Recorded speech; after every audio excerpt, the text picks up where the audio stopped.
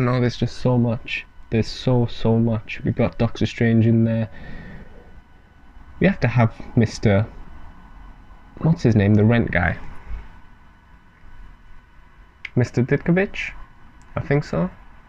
Yeah, we gotta have him in there. We have to just throw him in there. And please give us J. Jonah Jameson with his flat top hair and his cigar. That'd be really nice too.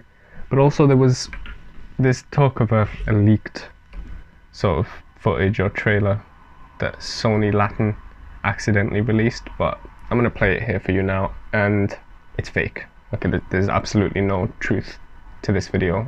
The fact that it's shaky and showing little clips from Homecoming and Far From Home, it's just all, it's fake. Okay, please don't buy into this.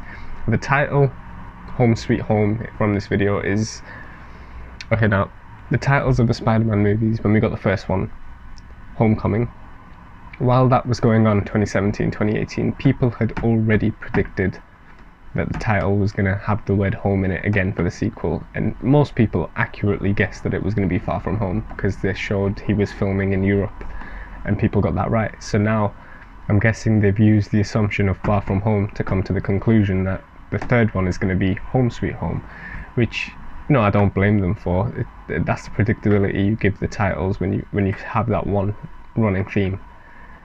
I mean, I don't have any complaints against it, but like, it's just the predictability of it, Home Sweet Home. But how would that fit in? How would we have Home Sweet Home if so far we have characters from 3 different universes? Who's home? Where is home? And story-wise, I have a few rough ideas.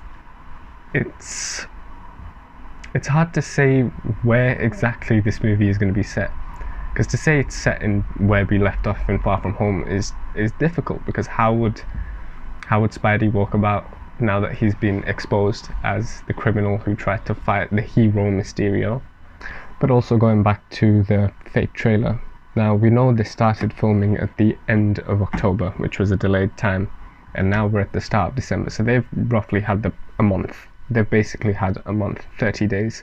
Now, I refuse to believe that in 30 days they've filmed, edited and polished off something to release and show fans at the event in Brazil. I don't think that's right. That can't be true. So anything you see now, or like, you know, leaked images or trailers, that it's not going to be real. We have to be realistic in the timescale. We can't get something like that. So with that being fake, they are hoping to wrap up filming in March 2021, which, if you think about it, from October 2020 to March 2021, that's not a lot of time, is it? That's 5 months. They're going to film a movie that has 10 main characters from 3 different universes and multiple villains, possibly 4, 5, 6 villains, Sinister Six. How are they going to film that in 5 months? Now, a lot of this movie is, of course, going to be green screen and stuff. I can't see them doing practical stuff and filming, especially with the 5-month timescale. So with that, you can say whatever you want. But moving on to Sinister Six, that it looks like that's what we're getting. Mysterio was trending on social medias today as well. So we've got Mysterio, who's dead from Far From Home. Obviously he can't be. He's a master deceiver. It's his one thing, to make people think he's dead and then come back. So Mysterio, Jamie Foxx's Electro, Doc Ock. Who else? We've got 2 goblins so far, and Scorpion, or you've got Vulture, who are both in prison with Morbius. Dr. Morbius, well, not in prison with Morbius, but from the end of the Morbius trailer we knew that. I know I'm just linking too many things together, but I really think this is the route Sony's going. They want this Spider-Man 3 film to be the starter of a universe, Sony's Spider-Man universe. I feel like in this movie they're going to throw in as much as they can just to kickstart their own universe, similarly to what Zack Snyder tried to do with BVS. Obviously it was the first movie we saw Batman in, it was the first movie we saw Wonder Woman in, and in that same movie they dropped Doomsday in and had Lex Luthor and all these visions, and they introduced the entire Justice League in that one movie. I feel like this is sort of what they're going to do with Spider-Man 3, but I really hope it comes off a lot better than how BVS turned out. Now with this one alone, with Spider-Man, I don't think they can ruin it. With this many characters in, with the callbacks and the fan service, I don't think, even if even if this is a bad movie story-wise, I don't think anyone's going to care. I'm being fully honest. I don't think anyone is going to give a shit. They're just going to want to see Maguire in that suit. I hope it's the old suits. God damn, I hope it's exactly the old suits they had in those movies, especially Garfield's with the massive eyes. I really liked that. I liked how realistic his suit was, and Maguire's. You know, the creases and the folds in their arms while they were swinging, the ripples in the suit. That was all that. I have to say, the swinging from Amazing Spider-Man, sort of that GoPro angle, that was amazing. That's some of the best web slinging I've ever seen. Second only to the web slinging you can do in the Miles on Spider-Man game, because that's just fun. I swear, I would have bought those games just for the web slinging alone. That's a really big part of Spider-Man, and I hope we get all three of them swinging together. Can you imagine? I'd never get over that. I would never ever get over that, just seeing the three of them swinging together, fighting together, speaking together, making quips together. It's just what every Spider-Man fan wants, really, at this moment. But yeah, that was it. The news for today is that the official confirmation of Maguire and Garfield and Kristen Dunst and possibly Emma Stone has been done.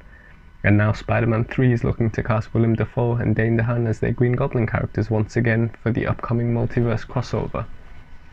So Doctor Strange is just going to be sat there pulling strings and getting all these characters together for us, isn't he? See, I think a lot of these characters, or some of them, might not have the big roles we're expecting them to. Like, for example, these two here, the two Green Goblins. I can't see Dane DeHaan's Green Goblin actually like having a new role in this movie. And one of my biggest fears is the introduction of all these characters might just be callbacks. Like, we might just see Strange flicking through the different universes to find Spider-Man, and we might just see literal footage of when Garfield's Spider-Man was fighting Goblin. We might just see that for like 30 seconds, and then we'll flick on to the next universe and see Maguire fighting Doc Ock on the train or something, and then we'll flick again. That's probably what these castings are. That's most likely what they are. Especially given the 5 months. That's what's setting it off for me. 5 months to film. But we're expected to believe all three of these Spider-Men are going to have big, meaty roles in this movie. I can't see that happening. But I really want it to happen.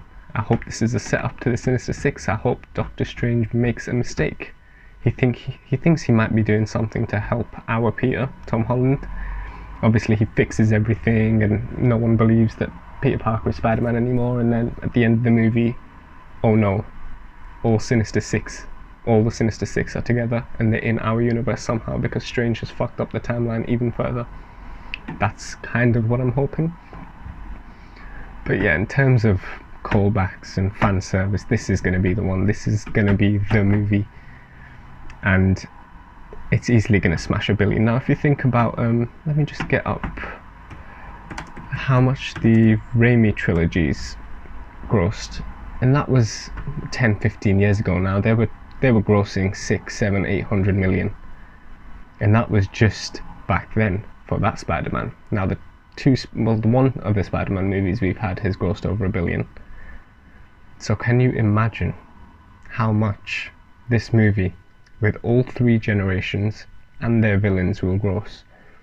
I think, but then we have to take into consideration coronavirus and, the closure of cinemas, and I genuinely believe if we were exactly where we were at this point 2 years ago without coronavirus and all these restrictions, this movie could have easily broken 1.5, possibly 1.75 billion. It could have been like a top 5 or even a top 3 highest grossing movie of all time. It literally is an Endgame type event. So yeah, it's going to be mad. There's not much else you can say about it except, yeah, here we are, 825 million for the first Spider-Man, and that was in 2003. 895 million for Spider-Man 3, that was 2007. 880 million for Homecoming. So all these movies are pretty much getting that $1 billion mark. And now, I don't think a lot of the people who went to see, obviously a lot of the people who went to see Spider-Man in 2002, 2003 didn't go watch Homecoming, because I know Spider-Man fans are the most divided fan group on the internet. If you know what I mean, you know what I mean. I'm not going to explain any further, but with this one, I think everyone is going to sort of come together, put aside their differences just to watch our Spider-Men together in this universe. So yeah, that's all for today.